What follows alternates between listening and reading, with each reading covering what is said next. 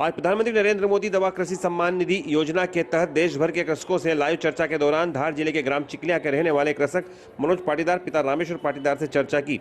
चर्चा के दौरान मनोज पाटीदार ने प्रधानमंत्री मोदी को बताया कि 6 सदस्यों का उनका परिवार है, जिसमें मनोज के माता पिता, पत्नी और बेटी और बेटा सभी प्रधानमंत्री से लाइव चर्चा को लेकर उत्साहित थे और आज साथ में यहाँ पर मौजूद है। मनोज ने जब अपनी शिक्षा के विषय में तत्वज्ञान विद्यापीठ के श्री पांडुरंग शास्त्री आठवले के संस्थान का जिक्र किया तो प्रधानमंत्री ने उनसे तत्वज्ञान शिक्षा प्राप्ति के स्थान का पता भी जाना, जिस पर मनोज ने जानकारी दी। अपनी खेती को लेकर मनोज ने प्रधानमंत्री जी को बताया कि उनकी 6 हेक्टेयर जमीन है, जिसमें वे गेहूं, चना, मटर, लहसुन, सोयाबीन और मक्का की खेती करते हैं और समय समय पर सरकार की योजनाओं का लाभ भी मिलता है।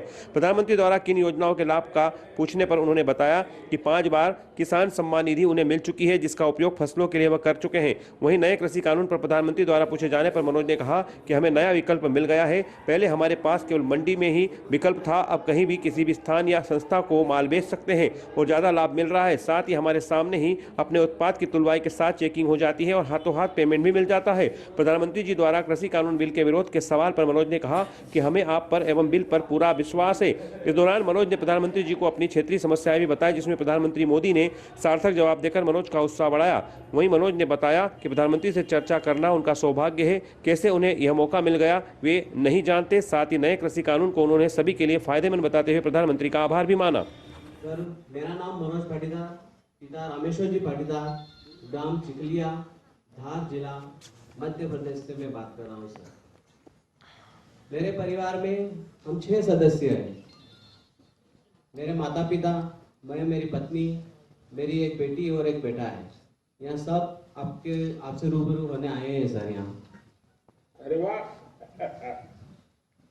और मैंने कक्षा 10वीं तक पढ़ाई की है और बाकी की पढ़ाई मैंने परम पूजनीय पांडुरंग शास्त्री आठवले जी द्वारा निर्मित जो तत्वज्ञान विद्यापीठ उनका जो गुरुकुल है, बाकी की पढ़ाई मैंने वहाँ की है।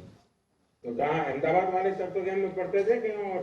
जी सर, अहमदाबाद भी गया था और मुंबई भी 1 वर्ष के लिए गया था। और मेरे संयुक्त परिवार के सब होके 6 हेक्टेयर जमीन है, जिसमें मैं रबी में गेहूं, चना, मटर, लहसुन और प्याज की खेती करता हूं और खरीफ में सोयाबीन और मक्का की खेती करता हूं। सर, क्या अनुभव है बताइए, क्या लाभ हो रहा है? सरकार की किस योजना का लाभ रहेगा?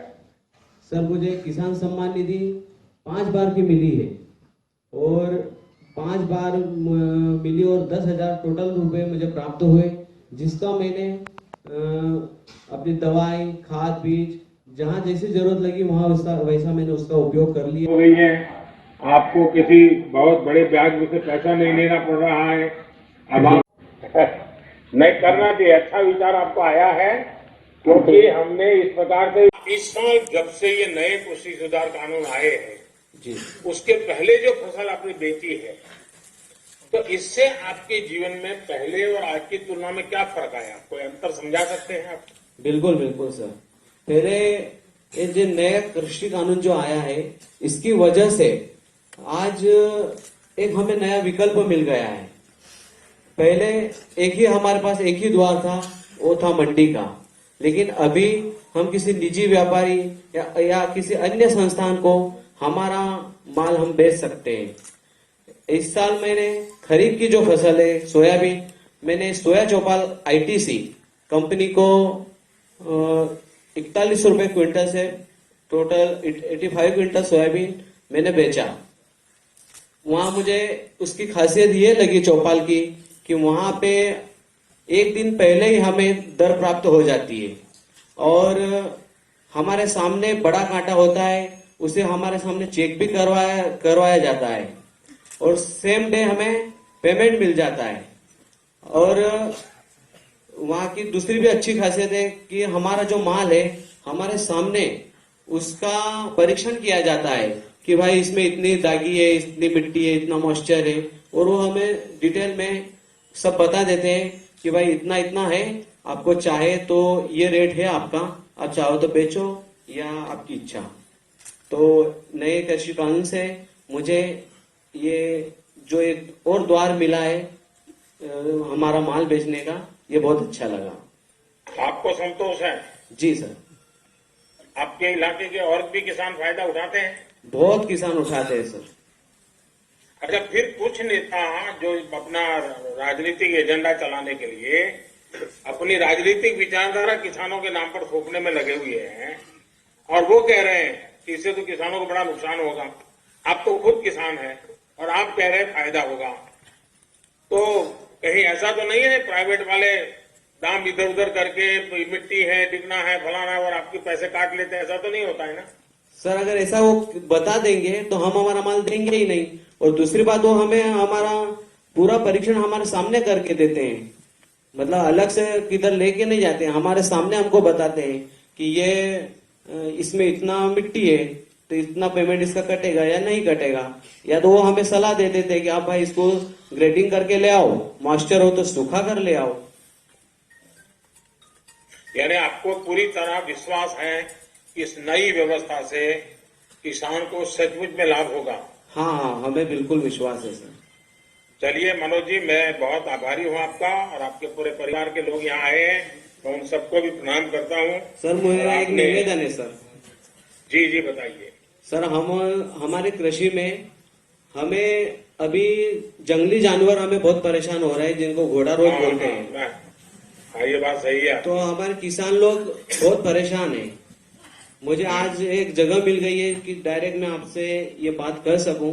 नहीं, ये बात सही है। कई जगह पे ये, जब मैं गुजरात में मुख्यमंत्री था तब भी ये समस्या मेरे सामने आती थी, लेकिन इस देश में अभी जो ये किसान आंदोलन के नाम से बैठे हुए हैं, उन्हीं की विचारधारा के उस दूसरे लोग एनवायरमेंट के नाम पर आंदोलन चला करके अगर किसी किसान ने किसी पशु को मार दिया तो उसको जेल भिजवा देते हैं।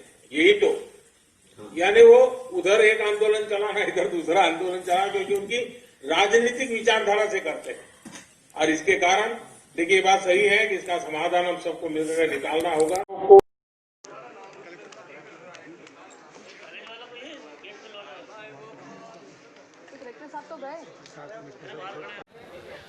प्रधानमंत्री जी ने किसान सम्मान निधि के बारे में बात बताई, नए कृषि कानून के बारे में बात बताई और किसान को कई विकल्प दे दिए कि वो अपना माल चाहे वहाँ बेच सकता है। और किसान सम्मान निधि से किसानों को, छोटे किसानों को उसका बहुत फ़ायदा मिलता है। ये बात किसान भी महसूस कर रहे हैं और ये बात आज प्रधानमंत्री जी ने समझाई। कैसा लगा आपको आज प्रधानमंत्री ने खुद आपसे चर्चा की इस संबंध में? ये तो मेरे सौभाग्य की बात है कि प्रधानमंत्री जी ने मुझे बात करने के लायक समझा और मैं उनसे बात कर सका। आपने क्या सुझाव दिया? मैंने बताया कि ये जो नया कृषि कानून आया है, इससे किसानों को कोई नुकसान नहीं है, उसके लिए कई विकल्प खुल गए हैं, तो वो अपनी जो उत्पाद है, फसल है, वो चाहे वहाँ बेच सकता है। अच्छा, आपने पहले कभी सोचा था कि प्रधानमंत्री जी से मेरी कभी जीवन में बात हो सकेगी? जी नहीं, कभी भी नहीं सोचा था। मुझे पता नहीं कि ये नाम ऊपर कैसे गया, कैसे मेरा नाम चला गया। मैंने तो